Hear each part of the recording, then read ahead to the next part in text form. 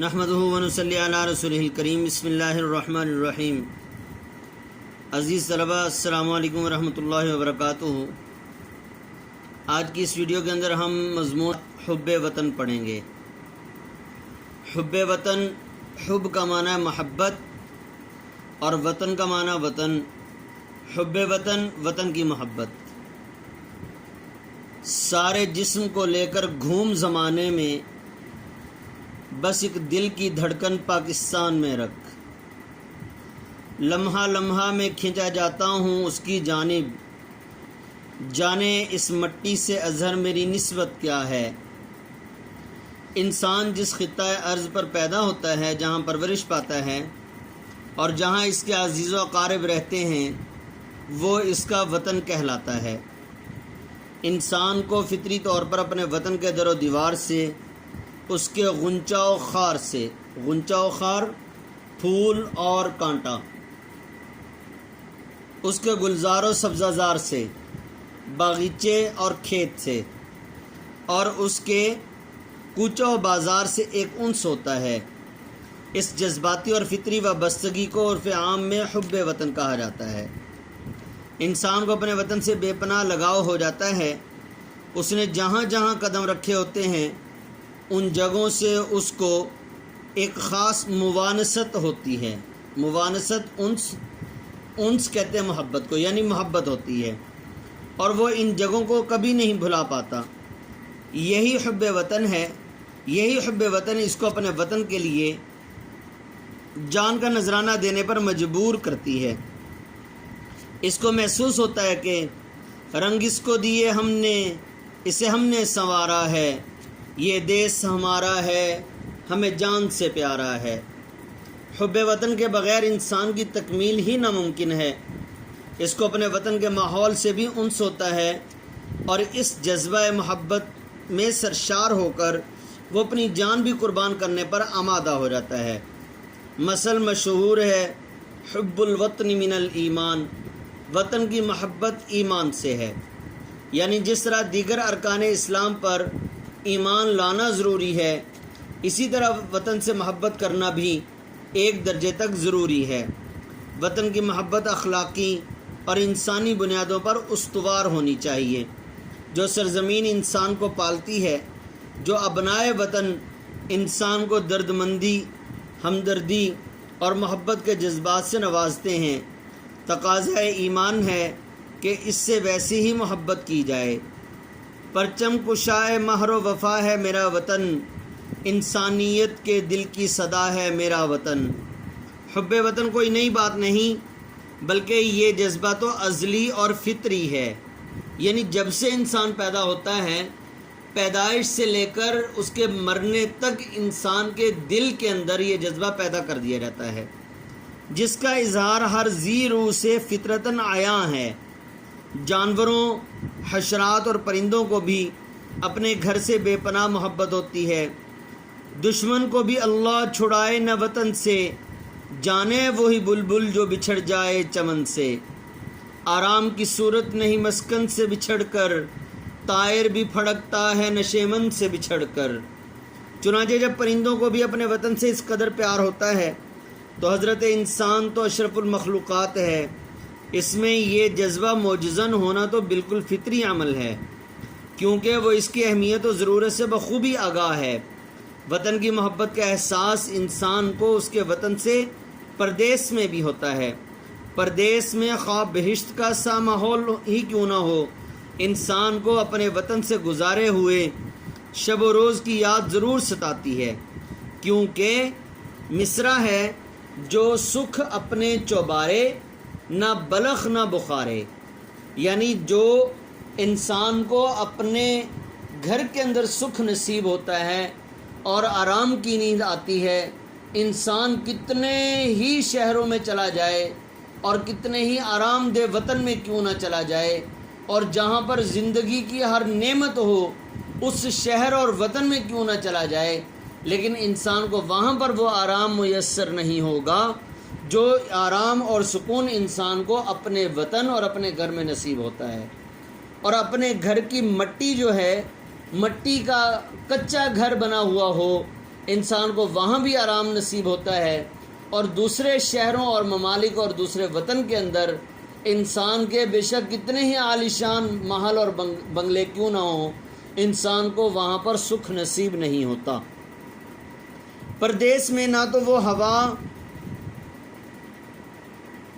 ہوا و صبا ہوتی ہے اور نہ ہی وہ یارانے دل بند ہوتے ہیں، بلکہ اکثر اوقات تو انسان کا دل اپنوں کی یاد میں بہت زیادہ غمزدہ ہو جاتا ہے، اور یہ فریاد بلند کرتا ہے، او دیس سے آنے والے بتا کس حال میں ہیں یاران وطن، آوارہ غربت کو بھی سنا کس رنگ میں ہیں کنعان وطن، وہ سرو وطن فردوس وطن، وہ باغ وطن ریحان وطن، او دیس سے آنے والے بتا کس حال میں ہیں یاران وطن۔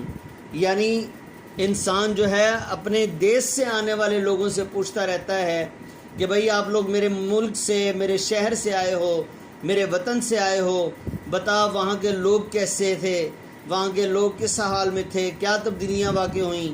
جب تک انسان جو ہے اپنے وطن سے آنے والے لوگوں سے، اپنے وطن کے لوگوں اور اپنے وطن کے، اپنے شہر کے، اپنے ملک کے کسی بھی چیز کے بارے میں حال دریافت نہ کر لے، اس کو چین نصیب نہیں ہوتا۔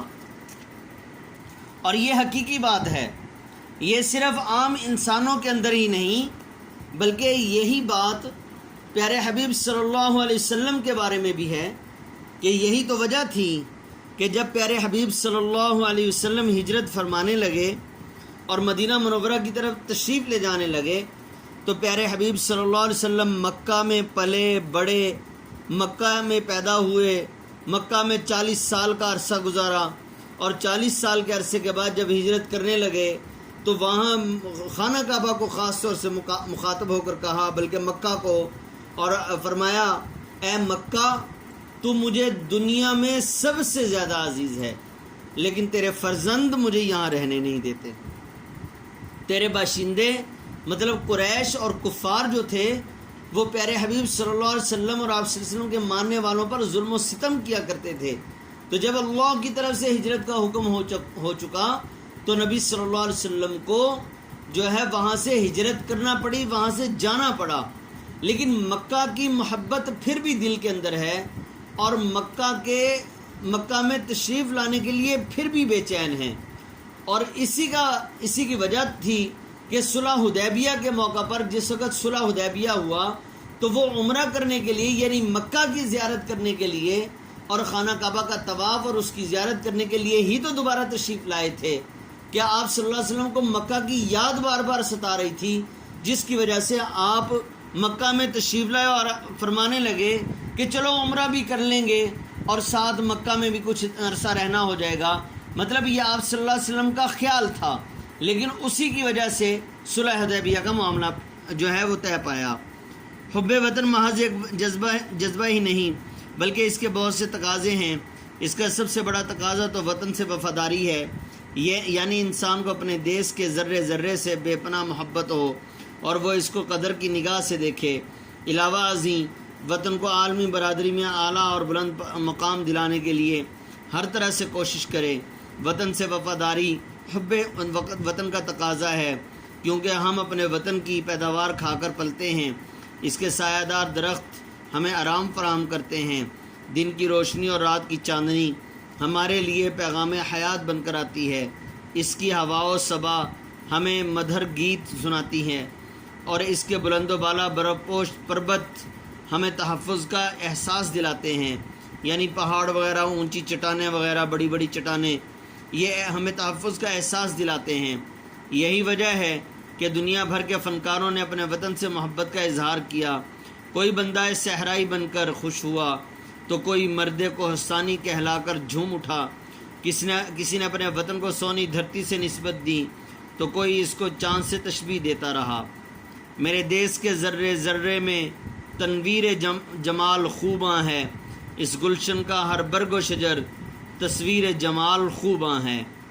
اور بقول شاعر، وطن کے ہوں اگر کانٹے تو بھر لے اپنے دامن میں، اگر ہوں پھول پردیسی تو مت چھو بے وفا ہوں گے۔ اگر وطن کے پھول کانٹے بھی ہوں تو ان کو اپنے دامن میں ڈال لیں، یہ بہت قیمتی ہوں گے، لیکن اگر پردیس کے دوسرے وطن کے پھول بھی ہوں تو شاعر جو ہے وہ تنبیہ کر رہا ہے ان کو چھونا نہیں، وہ بے وفا ہوں گے۔ جب بھی ان کو ان کے وطن کی کوئی چیز نظر آئے گی وہ تمہارا دامن چھوڑ کر چلے جائیں گے۔ تو عزیز طلبہ، یہ ہے وطن کی محبت، وطن کی محبت کے تقاضے۔ اب وطن کی محبت کے تقاضے کو پورا کرنے کے لیے ہی مجاہدین یعنی آرمی ہماری جو ہے وہ ہر وقت جو ہے وہ پہرا دیتی ہے، سردی اور گرمی کو برداشت کرتی ہے، دھوپ اور جو ہے وہ چھاؤں کو برداشت کرتی ہے، آندھی طوفانوں کو برداشت کرتی ہے، اور پھر اسی طرح سے دن اور رات ایک کر کے، اور پھر سختی اور نرمی برداشت کرتی ہے، اور پھر ہر طرح سے اپنے وطن کو مشکلات سے بچاتی ہے کہ کہیں دشمن ہماری سرحدوں میں بیٹھنے والا وہ ہمارے وطن کو غلط نظروں سے نہ دیکھے اور اس پر حملہ آور نہ ہو۔ یہ وطن سے محبت ہی کا جذبہ ہوتا ہے کہ انسان اپنے وطن کی حفاظت کے لیے، اپنے گھر کی حفاظت کے لیے، اپنے شہر اور اپنے ملک کی حفاظت کے لیے اپنی جان کے نذرانے بھی پیش کر دیتا ہے۔ جان قربان کرنا بھی اس کے لیے معمولی سا محسوس ہوتا ہے، اپنے خاندان کو چھوڑ دینا بھی اس کے لیے کوئی بوجھ محسوس نہیں ہوتا۔ یہ وطن کی محبت ہی ہے، اور وطن کی محبت کا تقاضا بھی یہ ہے کہ ہم سے وطن جو ہے کسی نہ کسی وقت، کسی نہ کسی گھڑی ہم سے ہماری جان مانگتا ہے اور محبت کی آزمائش کرتا ہے کہ میرے باسی، میرے رہنے والے کو مجھ سے کتنی محبت ہے۔ اور جب بندہ اپنے وطن کی محبت سے سرشار ہو کر، اپنے وطن کی محبت سے لبریز ہو کر جب بندہ جو ہے وہ اپنے وطن کے لیے جان قربان کر دیتا ہے تو اللہ جل شانہ بھی اس کے وطن کی حفاظت کرتے ہیں۔ تو عزیز طلبہ، آپ نے وطن، حب وطن، یہ مضمون یاد کر لینا ہے۔ صفحہ نمبر 405 یعنی پیج نمبر 405 سے صفحہ نمبر 407 تک یہ مضمون ہے۔ آپ نے اس کو اچھی طرح سے یاد کر لینا ہے۔ آپ کو جو ریفر کی ہوئی ہے شرح سرمایہ اردو کتاب، اس سے یاد کرنا ہے آپ نے۔ السلام علیکم ورحمۃ اللہ وبرکاتہ۔